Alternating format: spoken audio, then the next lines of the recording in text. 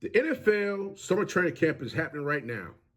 And a lot of teams are trying to figure out if some of the athletes that were drafted to their teams will be around when the 53-man roster is finally chosen. When it's solidified and all the smoke is clear, will your favorite players still be around on your team?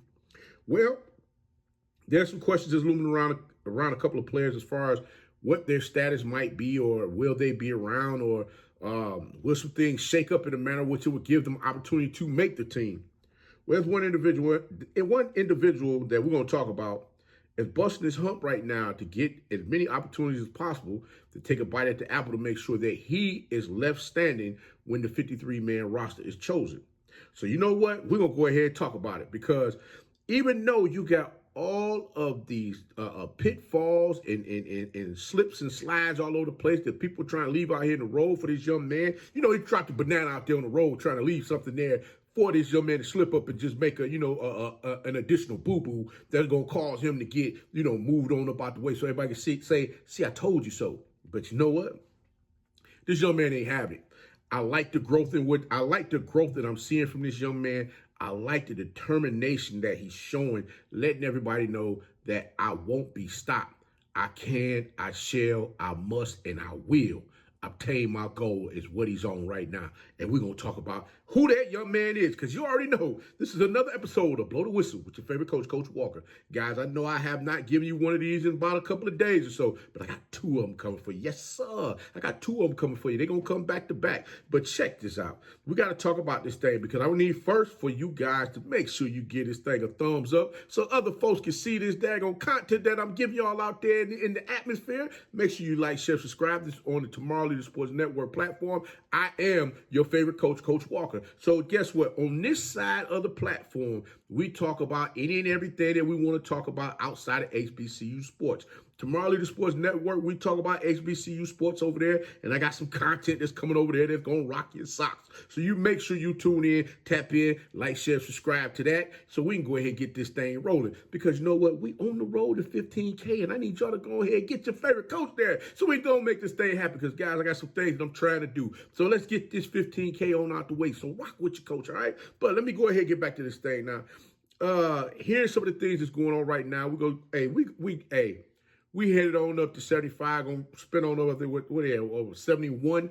We're going to head on over there to Cleveland. We getting over to Cleveland right now. I might be off on my highways up there because, I tell you that. Yeah, I actually had a girlfriend that was over there in Cleveland. We should go hang out in the flats or whatnot when I was in college. So, I would leave from Detroit, go to Cleveland, once I got off work on Friday, then I'll go ahead and kick it back to the crib on Sunday, get myself ready to go to work. But that's all for another day. We'll have that story time if y'all want to hear about that. I'll tell you a little bit more about it. But let me go ahead and get on in this thing here. Check this out. Looking at everything that's going on with Shedeur Sanders right now, it seems like this young man has a deck that's stacked against him. And there's a couple of things that kind of showed themselves to me. And I'm just trying to figure out a few things here. One of them be it that this young man here has been busting his ass out there on the field. I can't say that now. I can say that now. The minutes is there. Excuse me. He's been busting his hump out there on the field. Now, let's be real here. All of this talk that everybody's been saying about some of these other quarterbacks that's there, I give Joe Flacco his props. He was won a Super Bowl with the Baltimore Ravens. I will give him that. I'm not going to shake it down and say nothing about that at all. He was the starter that won the championship with the Baltimore Ravens. But some of these other guys have come in that he's competing against. I'm not saying that, Shedeur Sanders is the greatest thing since sliced bread. But I kind of wish that some of these takes that people are making towards him, they will go ahead and give some of that smoke to these other folks that's out there on the field. Because, let's be real here. You got one quarterback that's been around 5 years, that's been moved around from here to there, and still has not found proper footing as far as being able to get himself into a solid situation where he can play some meaningful football. Now, this next young man that we got coming up here, yeah, he's been bounced around a little bit too on the college side of things. And finally, he got himself drafted early on in the third round. But you hear echoes here and there. Nothing really of substance as far as like, hey, you know what, he needs to go get himself trained and go figure out what he need to do as far as without there making plays, whatever have you. We do hear a little bit about the interceptions or the lack of completions that he may make in practice, but once again, it's not to the tune that they're giving Shedeur Sanders over there. I got to give Shedeur Sanders his props because, one, his dad, Deion Sanders, as many of you already know, is battling a health situation in which he was going to go see Shedeur, and Shedeur actually told him that he didn't want him to come visit. So I got to salute that young man on that because he was stating, according to Coach Prime, during an interview that he did, he was saying that Shedeur didn't want him to come visit because he was only getting a couple of reps of practice. Well, now I'm sure those reps have increased, and he's out there doing what he needs to do. I believe, in this instance, I truly believe that Shedeur Sanders is looking to show that he can do this on his own without having his dad looking over his shoulder and whispering to the coaches, hey, look, you see what my son is out there doing. Let's go ahead and make this thing happen. Because he don't want no backfall. When it all is said and done, he wants to make sure that he stood 10 toes down. That's my favorite phrase. 10 toes down. I'm about to tell you how it all went down. That's what I tell y'all over on Tomorrow League Sports Network. He's trying to stand 10 toes down, trying to tell all y'all exactly what's going to go down. And in this instance, looking at just the quarterbacks that have come through Cleveland. I mean, we got to be real with this thing here. I mean, Cleveland has not always had the greatest choices or made the greatest choices when it comes to picking quarterbacks. I mean, Tim Couch, Brady Quinn, Brandon Whedon. I mean, just to name a few. Now, Bernie Kosar, on the other hand, Bernie Kosar and my Denver Broncos, when John Elway was there, they used to compete all the time for the AFC. And that is something that we have not seen the Cleveland Browns do in a very long time. And I'm just trying to wrap my mind around how in the world does an owner stand up and fix his lips to talk about who made a pick, who was instrumental in making a pick when it comes to Shedeur Sanders. Now, I'm going to let y'all hear this for yourselves. You tell me what your thoughts is. I'm going to stop it here and there so I can go ahead and give my commentary. But y'all check this madness out right here. And this was on Twitter via Mary Kay Cabot. She is I believe she's a Cleveland beat writer that was there and used owner Jimmy Haslam, his commentary talking about stressed that Shedeur Sanders was Andrew Berry's pick, not his. I'm just like, sir, the kid is on your team. The young man is on your team. Let's be gracious as far as, the young man being on your team. It's almost as if you're trying to find an out to get, to go ahead and get that young man up out of there. Bottom line is, if that was to happen, which I don't believe it will, I think he will come in there and torch your team every time y'all strap up against him. Why?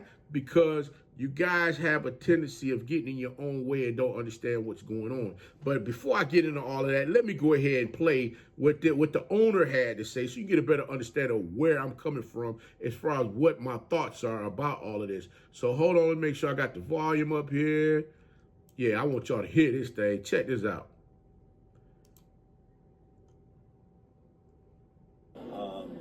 If you'd have told me, let's say you picked him on Saturday, right? Friday night driving home, y'all are going to pick Shedeur, I would say that's not happening. But we had a conversation early that morning, and then we had a conversation later that day. I think we had the right people involved in the conversation.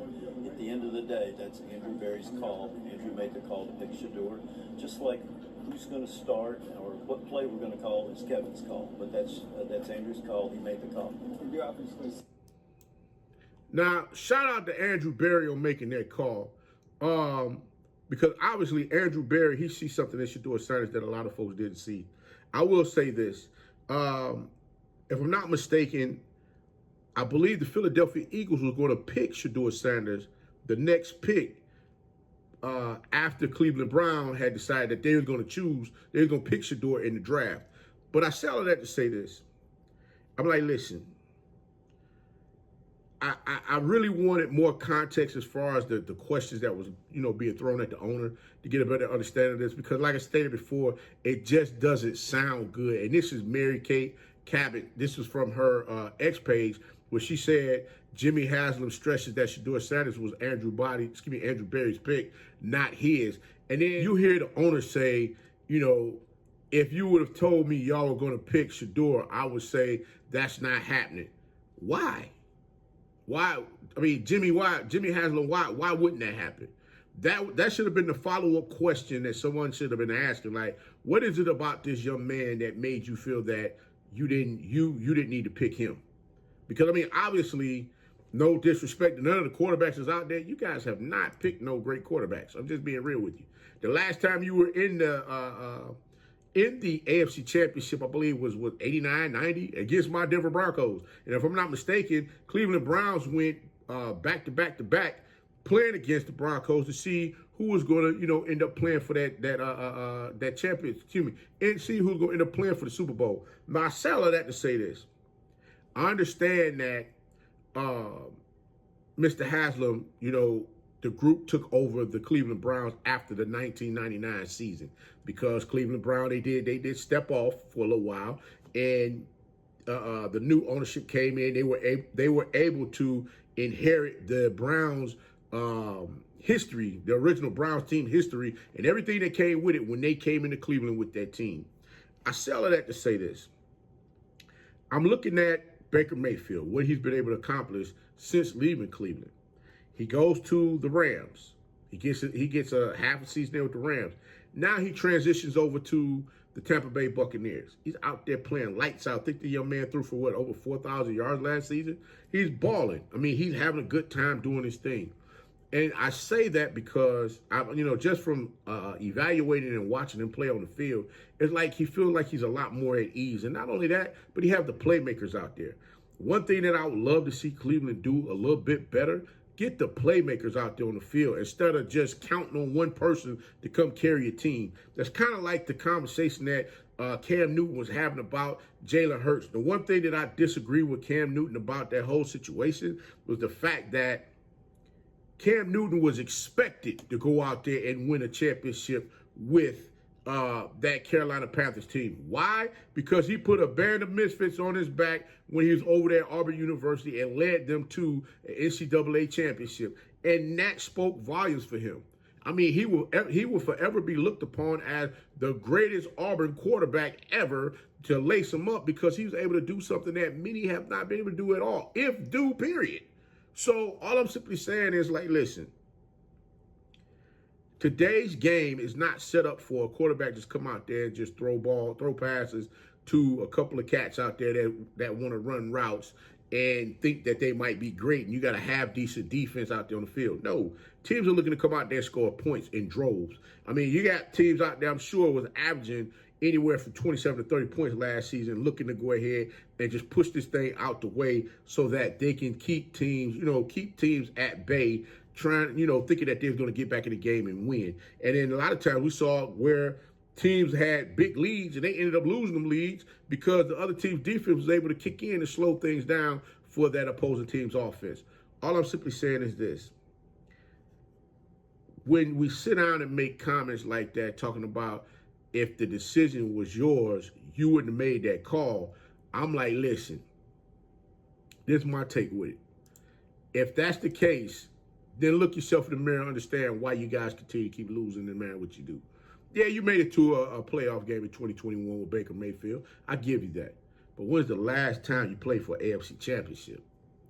This young man here has the will to get out there and fight. Now, I'm being the first to say this, because I watched this young man play since he got to Jackson State, went to Colorado. I wasn't always a big fan of what he was able to do. But looking at this young man mature, you got to get his young man his props and understand exactly what's going on. You can't help the fact who his father is. His father is his father, period. Just like Mr. Haslam, your father is your father. And things that he did for you to position you, to put you in the right situation for you to get to where you are today. And guess what? That's what fathers do. So with all of that being said, I want to see this young man go out there, kick some ass, take some names, and just continue to keep being humble and doing that thing that he loves to do, which is sling that ball all over the daggone field. Continue to keep balling out Shedeur Sanders and keep the main thing. I love how you're keeping the noise out from in between your ears and you're just focusing on the task at hand. That shows growth. That shows ability. That shows a leader that's looking to come in there and take over this thing.